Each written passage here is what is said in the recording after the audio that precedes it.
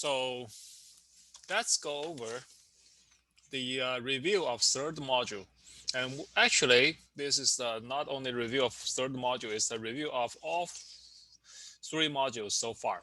As you can see, Java learning is a progressive process, and you learn the second module based on what you learn in first, and you learn the third module based on what you learned in the first and second.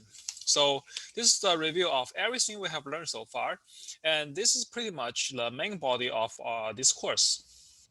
We will still go through some exception handling and some Java programming skills. But that's pretty much all the knowledge, all the knowledge points that we are covering in this course. So at this point, you are expected to create Java programs, simple Java programs on your own. You should have a good understanding of Java development framework, Java language syntax, data structure.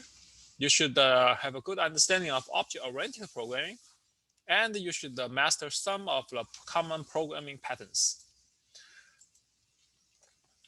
For Java development framework, you should be able to create project, package, class in Eclipse, and you also need to be able to make a copy of your screenshot and upload to submit as a part of your homework or test.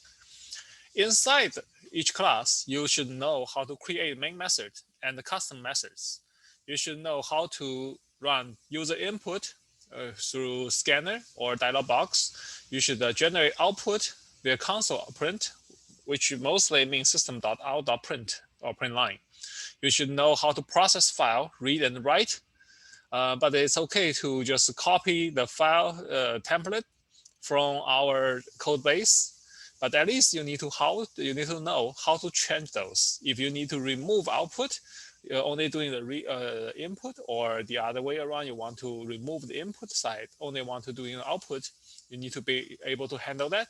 And inside the file row by row processing, you need to know how to add your logic. Java language syntax, you should know how to use the language components, class method, curly braces, and make sure you have a good programming style, matching curly braces, have good indentation and comments. You need to know the way of writing control structures, if else, and the switch. You need to know loop. And one thing to note specifically is the break statement inside loop and the break statement inside switch. Don't mix them together. Don't, don't get confused. You need to know how to write a method, how to define a method and how to call it. And when you call it, how do you pass the parameter? How do you get the return value of the method? And method eval, there are certain particular types, specific types of method, meaning constructor of objects and override and overload. For constructor, you need to have a good understanding of how constructors are overriding each other, or how you overload the constructor by creating multiple constructors in the same object class. And you also need to know how to define Java variables and data types, especially for string. And one very important thing about string is comparison. Comparison comes from the fact that string variables are variables by reference, and you actually have the object somewhere else. Variable stores the reference address. So the comparison using equal sign will only give you the comparison of address. If you really want to compare, you need to use equals or compare to. And we also have the array definition. Remember, array is an object. It stores the address or stores a bunch of data. And the array variable stores the address of the array. And similarly, we have a two-dimensional array, which is array of arrays, pointing to a series of array address. And we also mentioned object. what is the fields and method in an object?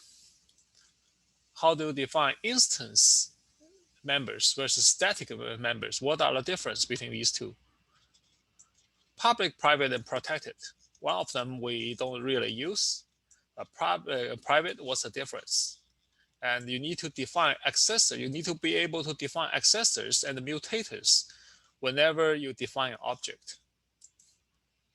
And there's a step-by-step guide on how to write a class. You create the framework, create the main method, add the static fields and the methods, add instance fields, then followed by constructor, setter, getter, accessor, or mutator, then add the business logic methods. For object-oriented programming, we mentioned constructor, and constructor overriding is a key part. When you override the constructor, there are consequences, especially with no argument constructors, those implicit constructors. If you want to call the constructor, and remember constructors are not inherited. If you want to call the parents constructor, you need to explicitly call super. And once you have, we mentioned the parent, then there's inheritance. Inheritance, remember there are two concepts, override and polymorphism. Override means in a subclass, you can override, you can write a write a method with the same signature as the subclass, superclass. But when it's run, it's actually run. The Java virtual machine will actually take the subclass's version. This is override. And note what's the difference between override and overload. Overload happens in one same class with different signature. Override happens between two different classes, parent and child, with the same signature. Polymorphism. Java will run the appropriate method based on the object's real type in runtime instead of running the subclass superclass's version that it was defined as. But you need to pay attention because compiler, if you put a subclass method, compiler may not recognize the object as subclass objects. So it will give you an error, although that object does have the method you use. So you need to define the object type properly and utilize the method during runtime. So interface, which is defined by subclass abstract methods, and enumerated, which is a list of objects of class members. Some control structure usage, like if-else versus switch, which one should you use at what time? If-else use when you have a series of Boolean comparison or a range comparison, like less than, greater to. Switch happens when you have a finite number of elements to choose from. Like you have a quarter versus a dime versus a nickel versus cent, right? These are the finite number of selections. Loop, for, while, do. What's the difference and which one should you use? For loop is used when you have a given amount of iteration. While and do is used when you do not know the number of iterations you will perform. And while will ensure, do loop will ensure the statements will be executed at least once. And in while statement, you may not run the statements at all. A method, how you define a method, how you define the method return value, how do you define the method parameter, how do you pass argument to a method, and how do you get method return value in the caller. There are certain common programming patterns, and common programming patterns includes utilizing the data structure and apply certain algorithm. Apply processing logic to data structure, you get an application. And large application is formed by putting many small logics together. We have already done this before.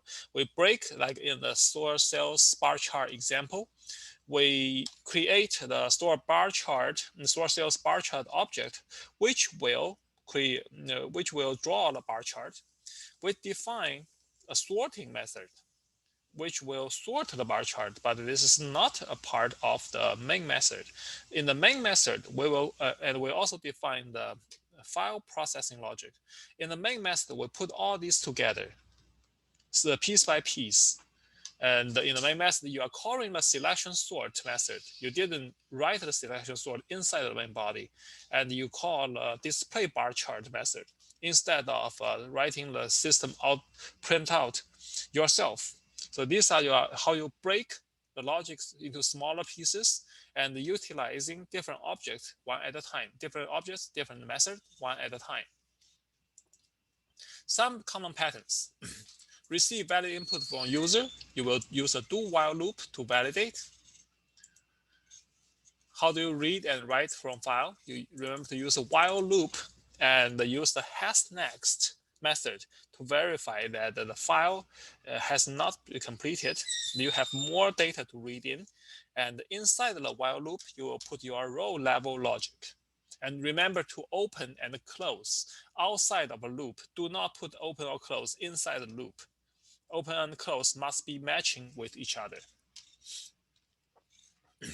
A simple example, for the first of our many programming patterns, how do you swap two variables?